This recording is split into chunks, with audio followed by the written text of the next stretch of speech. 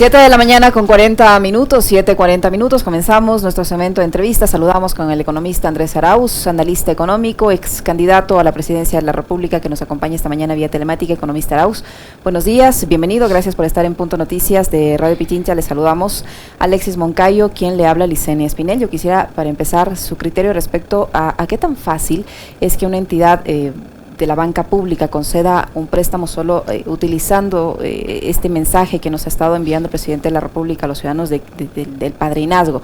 Nos tenemos que acostumbrar ahora a las palancas y al padrinazgo para conseguir un crédito. ¿Qué tan fácil es que yo vaya como ciudadano y diga, ¿sabe qué? Yo no tengo trabajo, no tengo esto, no tengo lo otro, y soy ahijada del presidente de la República, por favor concédame un préstamo? Cuando hay miles de personas que están intentando acceder a estos préstamos de Ban Ecuador y hasta ahora no lo consiguen. La semana pasada yo personalmente pude conversar con una persona de la tercera edad que se acercó hasta las instalaciones de nuestra emisora a denunciar casos de estos, diciendo que él había intentado por 3 o 4 ocasiones acceder a estos créditos. Es una persona de la tercera edad que no tiene jubilación, que no tiene nada, cuya familia le ha dado la espalda, pero no lo puede hacer porque le piden tener propiedades y tener algún tipo de garantía. Por eso le pregunto, ¿qué tan fácil es para un ciudadano común y corriente, entre comillas, ahijado del presidente de la República, conseguir un crédito? Bueno, muy buenos días, Alexis, muy buenos días, Licenia, muchas gracias por la invitación.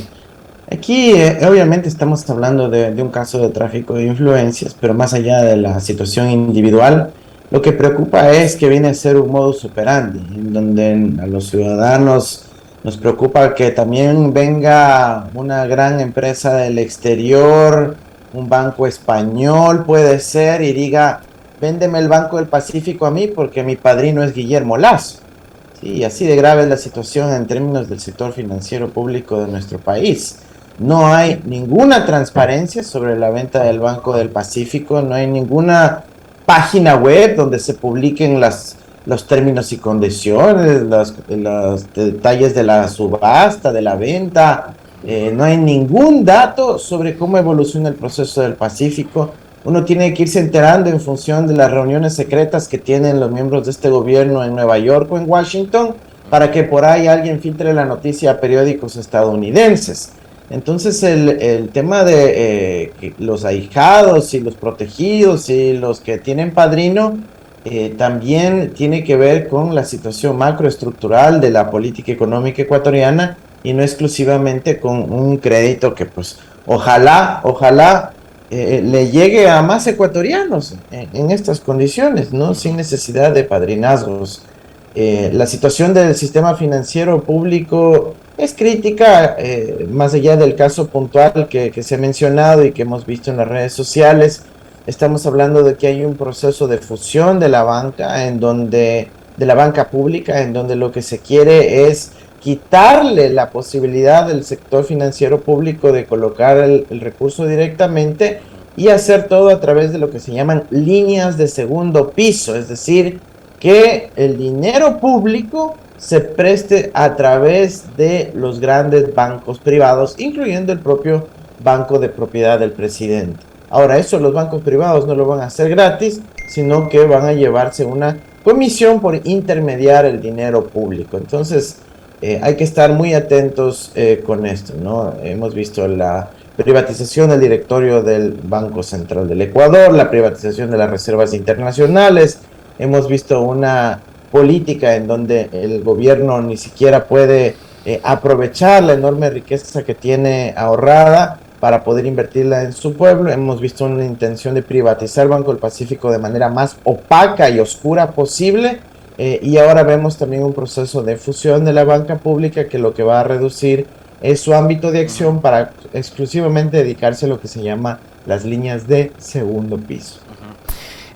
¿Qué tal, Andrés? Qué gusto saludarle a los tiempos y poder conversar, obviamente, con estos temas que nos preocupan sobremanera, ¿no? Además, porque vemos la orientación que le va dando el gobierno, que además parecería que tiene plenamente definida una línea, ¿no?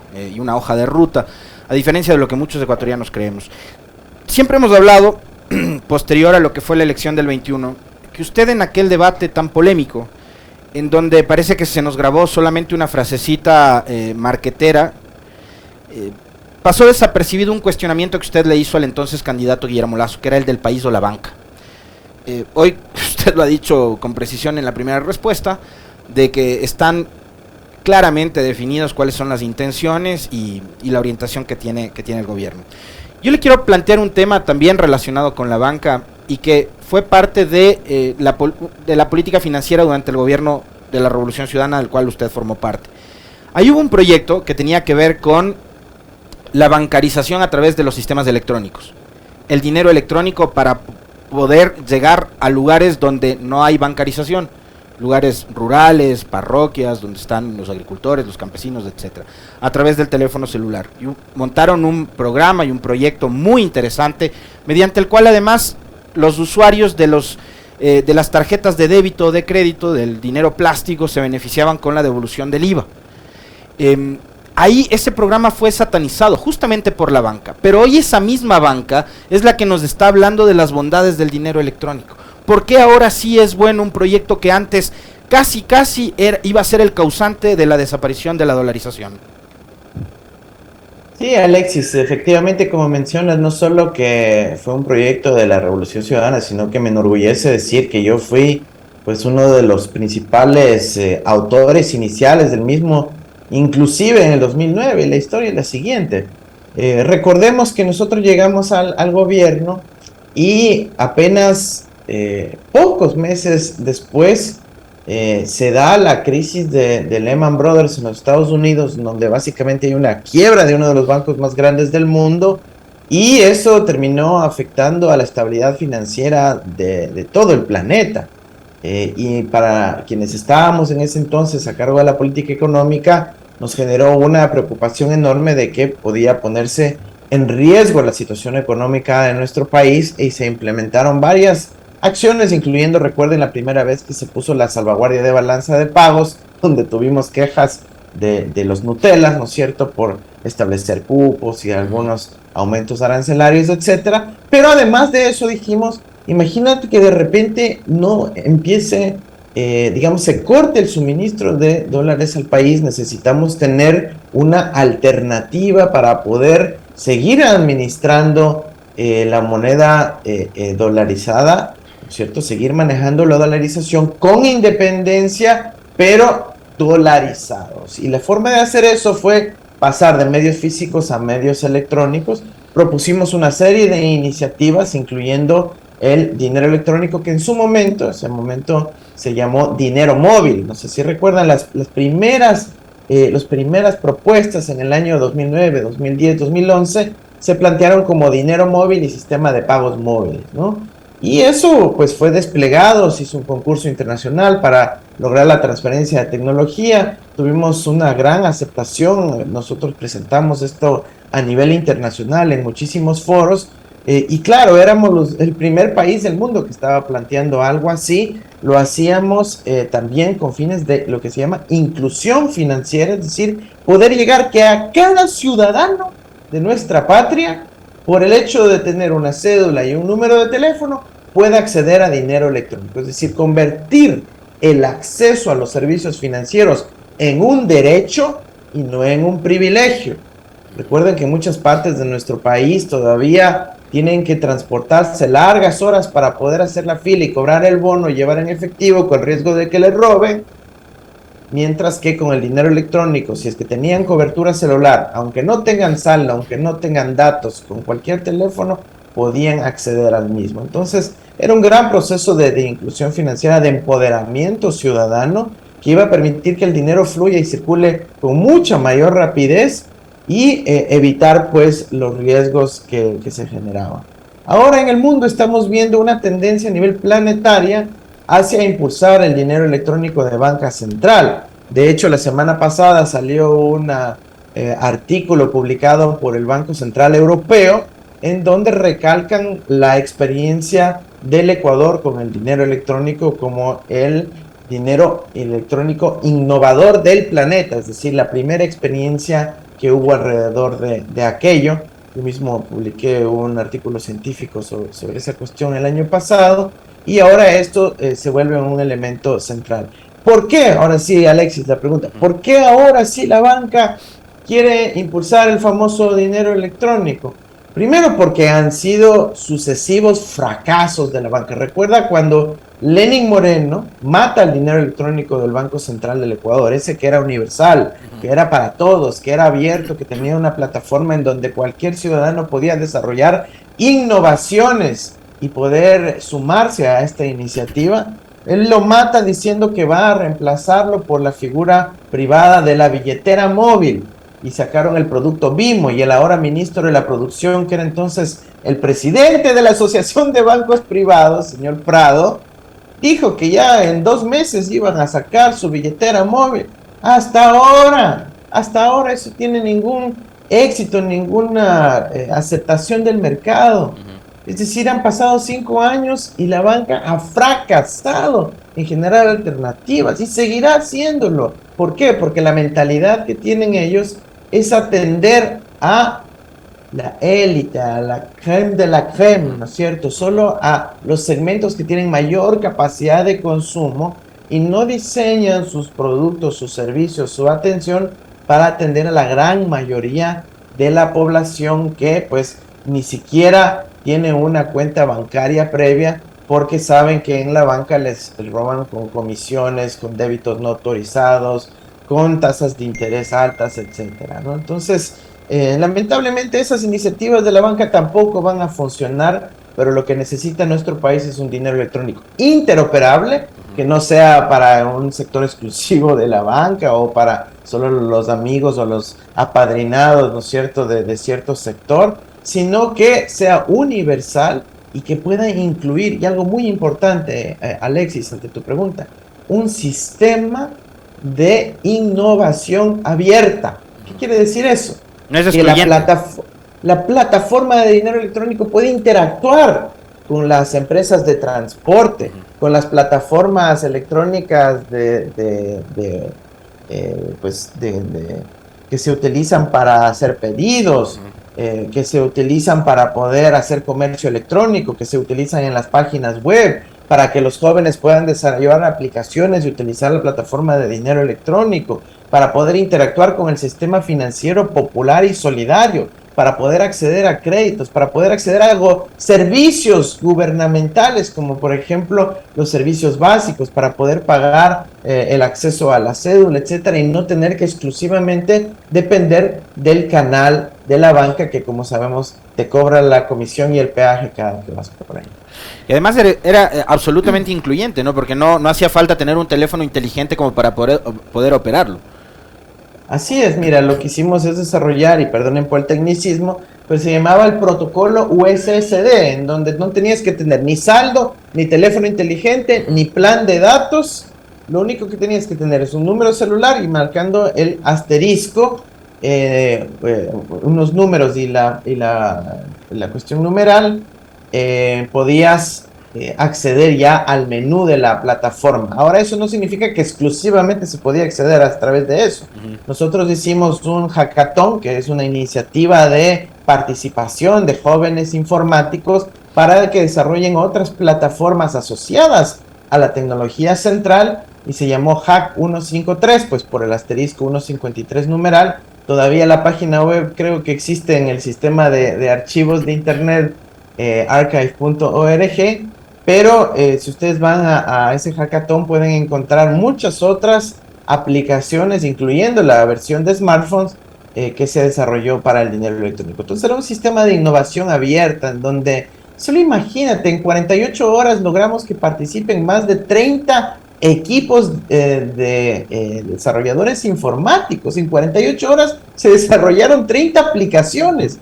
Imagínate, con una política real de apertura a la innovación, de promoción a que la juventud, los estudiantes, las empresas, los emprendedores puedan desarrollar aplicativos en un sistema abierto y universal, realmente estuviéramos en otro momento, ¿no? Pero lamentablemente en nuestro país no ha habido visión ni ganas de realmente apoyar iniciativas abiertas y democráticas. Economista Arauz, hace unos días uno de los funcionarios del gobierno, el señor Iván Correa, reiteraba algunos anuncios que habían hecho otros ministros de Estado y el propio presidente de la República, que la actual administración gubernamental ha hecho una millonaria inversión social. Según el señor Iván Correa, son 13.000 millones de dólares anuales en promedio, dijo, que se han destinado a 10 ministerios. Señaló que de ese monto, alrededor del 88% son gastos corrientes y el 12% es inversión. ¿Es así? Usted que hace seguimiento al tema económico, ¿es tan millonaria la inversión que ha hecho la actual administración, 13.000 millones de dólares anuales, que al menos en obra pública no se los puede ver, no se los puede sentir o disfrutar o beneficiarse de la misma? Pero sí quisiera su análisis al respecto. ¿Es así esa inversión millonaria que dice el gobierno, 13.000 millones de dólares anuales, y de esos 13.000 millones de dólares, 88% en gasto corriente? No, Liceña, no es así. Ellos lo que están hablando es de unas intenciones de un presupuesto plurianual, es decir, de aquí hasta el final del gobierno es nuestra intención invertir 13.000 millones de dólares en promedio, pero además no es cierto, porque cuando la Asamblea, siguiendo y obedeciendo la Corte Constitucional, pero sobre todo a una gran movilización ciudadana, finalmente hace el ajuste del escalafón para los docentes de nuestro sistema educativo, aprueba una ley.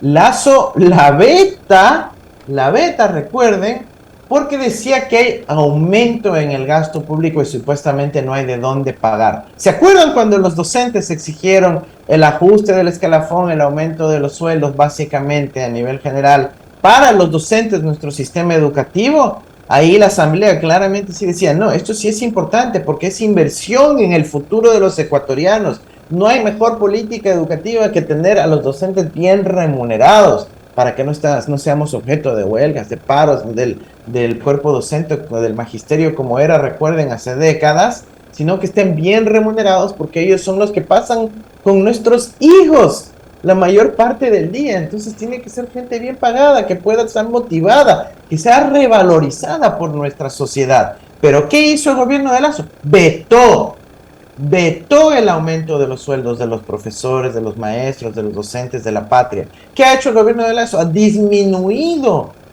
los sueldos de los profesores universitarios en materia de regulación del Consejo de Educación Superior. Han hecho despidos en el sistema de salud pública, argumentando supuestamente excesos. Han ido destruyendo todas las áreas de planificación de la salud y la educación por las mismas razones, siguiendo el plan con el Fondo Monetario. Así que aquí me parece que hay un altísimo grado de cinismo por parte del gobierno de atreverse a decir de que la inversión social es prioridad, cuando lo que han hecho sistemáticamente es vetar cualquier posibilidad de aumento. Y ahora sí, que decían que no había de dónde, resulta que se ha habido, ¿no?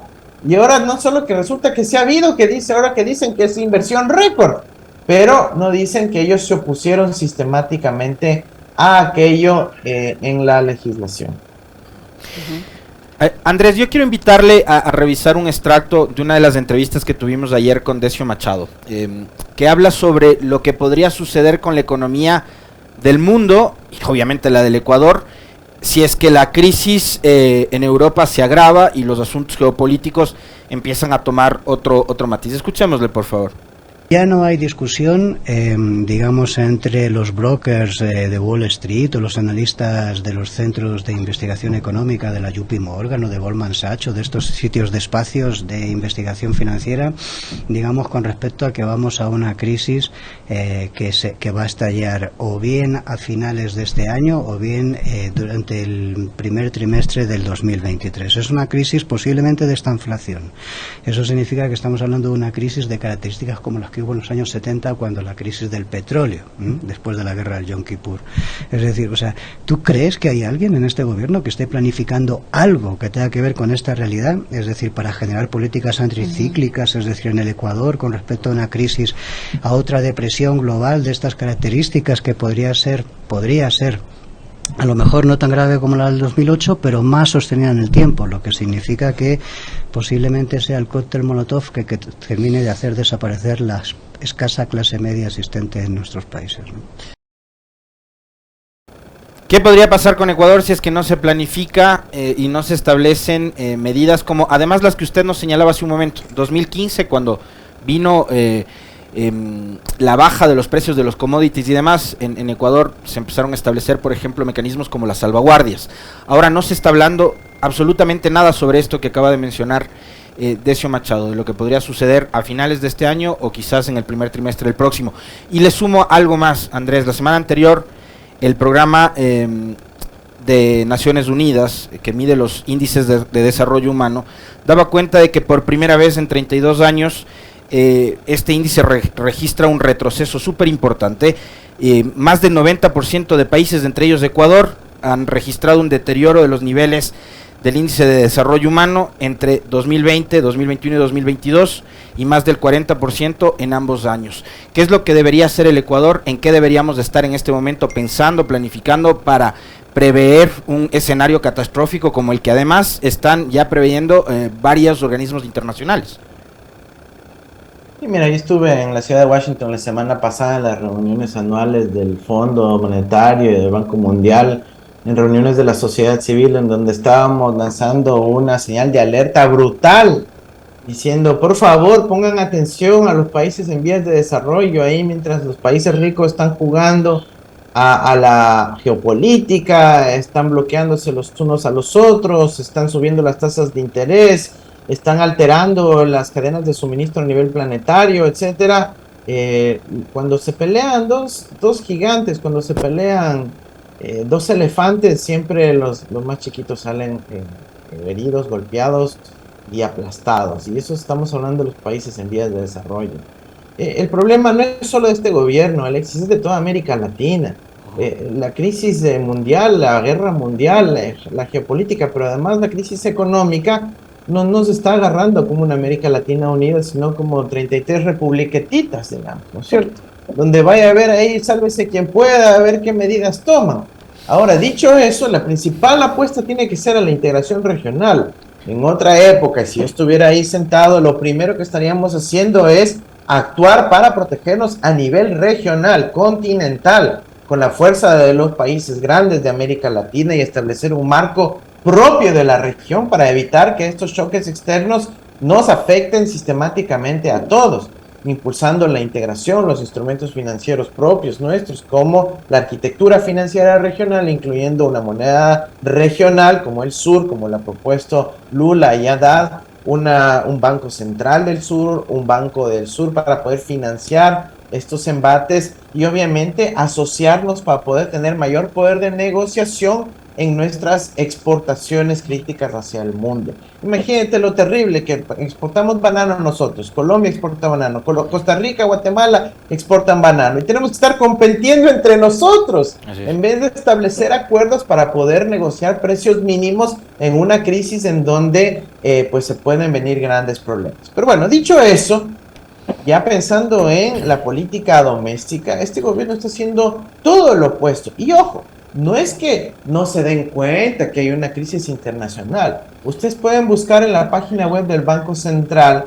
Ahora se le ha dado al gerente del Banco Central por escribir editoriales en la página web del Banco Central. Ha escrito una editorial hace unas 2 semanas diciendo, uy, la que se nos viene. Él ya advierte que se viene una crisis enorme. Advierte que va a haber decrecimiento, advierte que va a haber aumento de la pobreza y advierte que va a haber una caída en los precios de las commodities de los ecuatorianos. Es decir, ya saben que se viene la crisis, pero no hay ninguna medida para poder atender esa situación. Es más, la gran noticia que está impulsando el gobierno ahora es que van a recomprar la deuda, una porción de la deuda, pero emitiendo nuevos bonos de la deuda. Les llaman ahora bonos azules, supuestamente para preservar la biodiversidad de la Reserva Marina de Galápagos, sin que sea realmente cierto, porque los recursos no se van a destinar a ese fin. Es un truco de marketing que están impulsando. Pero imagínate, cuando tenemos un problema alrededor de la Reserva Estratégica de Alimentos, es decir, los hilos donde se almacena el arroz en la empresa, en la Unidad Nacional de Almacenamiento, la UNAEP, que la quieren liquidar, donde tenemos problemas en donde siguen desbaratando los mecanismos de protección a la industria nacional. Ahora tenemos industrias ecuatorianas que tenían décadas de vida que por el aperturismo indiscriminado, el bobo aperturismo de este gobierno, están ahora quebrando. ¿No es el mejor momento, economista Arauz, para esta recompra de deuda que anuncia el gobierno va a ser para mediados del mes de noviembre? Y le pregunto estos momentos en que el Ecuador además tiene niveles muy altos del riesgo país, que llega ya casi a los 2.000 puntos. Mira, al revés, es un buen momento para poder hacer una recompra, pero la deuda, como la negoció Martínez, el capital de esto no se paga sino hasta 2024. Entonces, otra vez es la misma pregunta, que ya la vimos en la campaña del 2020. O sea, requieren otra vez adelantar el pago de la deuda que se paga en el 2024, recomprándola ahora en el 2022. ¿Por qué? Porque esa obsesión de garantizar el precio de los bonos. Mira, sí está bien, el riesgo país ahorita está alto, pero eso significa que los precios de los bonos están bajos. Cuando uno hace recompra de la deuda, uno no va y anuncia, pues voy a recomprar la deuda. ¿Por qué? Porque los tenedores de los bonos dicen, ahora sí ya me van a comprar, entonces vuelven a subir el precio. Pues, no, eso, si es que hacen la operación de recompra, se tiene que hacer de forma sigilosa, discreta, a través de los intermediarios financieros del caso, para poder aprovechar que están a precio bajo.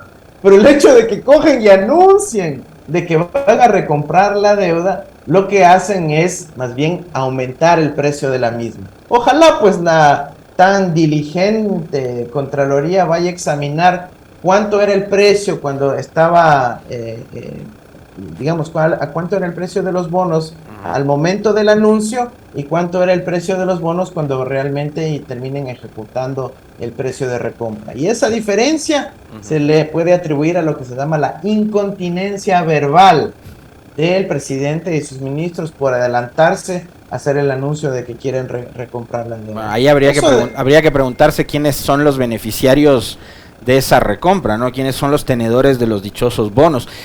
Y no solo el llamado a la Contraloría, sino a la Comisión de Fiscalización de la Asamblea, ¿no? Donde está Fernando Villavicencio, que se supone que es el abanderado de la lucha contra la corrupción del gobierno. No, pero eso ya sabemos, que claro, obviamente. También a los tenedores de bonos. A ver, en los últimos días hemos conversado, Andrés, con alguna gente que ha estado muy vinculada a los temas del INEC, a Byron Villasís y algunas otras personas, Javier Jurado, que ha estado también investigando todo lo relacionado con el censo. La noticia es que para hacer un censo, resulta que el gobierno del encuentro ha adquirido también una deuda. Entonces, digamos, ¿qué tan beneficioso para el país es que se financie un censo poblacional con recursos que vienen de afuera, por un lado? Y por otro, ahora se habla de una necesidad de 5.000 millones de dólares para el plan de seguridad. También van a adquirir deuda para dar seguridad al país. ¿Qué beneficios puede tener eso o qué consecuencias podría traer al país? El endeudamiento es el instrumento favorito de los sectores del capital financiero internacional y de la élite bancaria nacional, ¿no es cierto? ¿Por qué? Porque pueden coger y moverla en el exterior, pueden ponerla en offshore y ahí ya se puede esconder su verdadera propiedad. Como ellos manejan la política económica, tienen información privilegiada y hacen lo que en inglés se llama insider trading, que es básicamente conflicto de interés por tener información privilegiada. Entonces, hay una enorme manipulación de la cuestión de la deuda por parte de los sectores poderosos. Solo hubo un momento en la historia del Ecuador donde eso no se hizo así. Y fue cuando un gobierno progresista, el de la Revolución Ciudadana, hizo la auditoría ciudadana de la deuda y encontramos, ¿no es cierto?, sapos y culebras. Encontramos ahí que los exministros que negociaban la deuda eran a su vez acreedores. Encontramos que renunciaron a la proscripción de la deuda. En fin, unas cosas terribles, incluyendo el rol de este señor Augusto de la Torre, que ahora se ha anunciado como asesor y posible candidato del gobierno para organismos internacionales, que me parece terrible. Son los mismos personajes que protagonizaron la crisis, el feriado bancario, el hecatombe nacional, la expulsión de millones de ecuatorianos, quienes ahora quieren volver al poder y hacer estos manejos y artilugios de la deuda. Ahora, los 5.000 millones que hablan para el tema del plan de seguridad, pero ojalá nos dieran algún detalle pues a los ciudadanos. Solo dicen que le entregaron una copia a la jefa del Comando Sur, Laura Richardson, pero ante el pueblo ecuatoriano dijo que era reservado. Mi pregunta es, y directamente a la Comisión de Seguridad y Relaciones Internacionales de la Asamblea, a todos los asambleístas patriotas, ¿acaso la Asamblea levantó la reserva de ese documento para que el gobierno de Lazo le pueda entregar una copia a la señora Laura Richardson?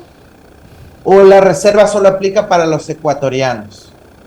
¿Con qué base legal se le entregó un documento reservado a una persona extranjera, la comandante del Comando Sur, Laura Richardson? Que nos expliquen eso nada más. Porque resulta que para los ecuatorianos es reservado, pero para entregarle a una potencia extranjera no ha sido reservado. Bueno, ojalá tuviéramos el mismo trato. Pero hablando de eso, los 5.000 millones anunciados recientemente, ¿en cuántos años es? ¿Es en gasto de capital? ¿Es en gasto corriente? Porque si está hablando que es gasto corriente, es de los mismos gastos que ya se hacen en una planificación plurianual para el Ministerio de Defensa. Dicen que van a comprar tecnología israelí. Antes anunciaron que eran 120 millones de dólares, ahora dicen 5.000. Es decir, no hay un detalle suficiente como para que podamos hacer un análisis de si es una cuestión racional o no, si es que es una cuestión a 10, 50 años plazo, o si es algo que se van a gastar en los próximos 3 meses. Y lo que sí sabemos, por declaraciones del propio presidente, es que esto se asemeja al Plan Colombia que presentó en su momento el señor Álvaro Uribe Vélez a los Estados Unidos a inicios de este milenio, con las consecuencias nefastas que tuvimos para toda América Latina, especialmente para el Ecuador, y que no tuvieron ninguna repercusión en la reducción del área cultivada en términos de sustancias psicotróficas, cultivos ilícitos, etc. Ni un resultado positivo, excepto sangre, muerte, fuego, glifosato, asesinatos, desapariciones, falsos positivos y un legado terrible para nuestra hermana Colombia y la zona fronteriza. El Ecuador terminó siendo receptor de cientos de miles de refugiados colombianos que tuvieron que venir a nuestro país. Ya se olvidan de esa parte de la historia como consecuencia del Plan Colombia. Así que me parece nefasto eso. Y ya que estamos hablando de deuda e inversión y la cuestión del censo, yo hago un llamado a los ecuatorianos que tengan mucho cuidado con este censo que se está planteando por parte del gobierno, porque una cosa es plantear un censo desde una perspectiva de desarrollo para poder planificar mejor nuestras ciudades, para poder planificar mejor nuestra política pública, y otra es un censo organizada por banqueros que lo único que quieren es optimizar su modelito de calificación de riesgo para poder seguir descremando a la sociedad, metiéndonos en sus políticas de riesgo de la banca y luego traficar con las bases de datos. Y ojo, aquí no estoy hablando de cosas paranormales o teóricas. Hubo tráfico de base de datos cuando los bancos entregaron, incluyendo el Banco de Guayaquil, entregaron nuestra información personal a GEA, a la empresa de Eduardo Jurado, entonces secretario de Presidencia de Lenín Moreno, y empezaron a hacer las llamadas. Y entonces pregúntense, ecuatorianos, ¿cómo es que si que nosotros supuestamente autorizábamos telefónicamente que nos debiten? Eso sí, yo les garantizo, nadie entregó su número de cuenta.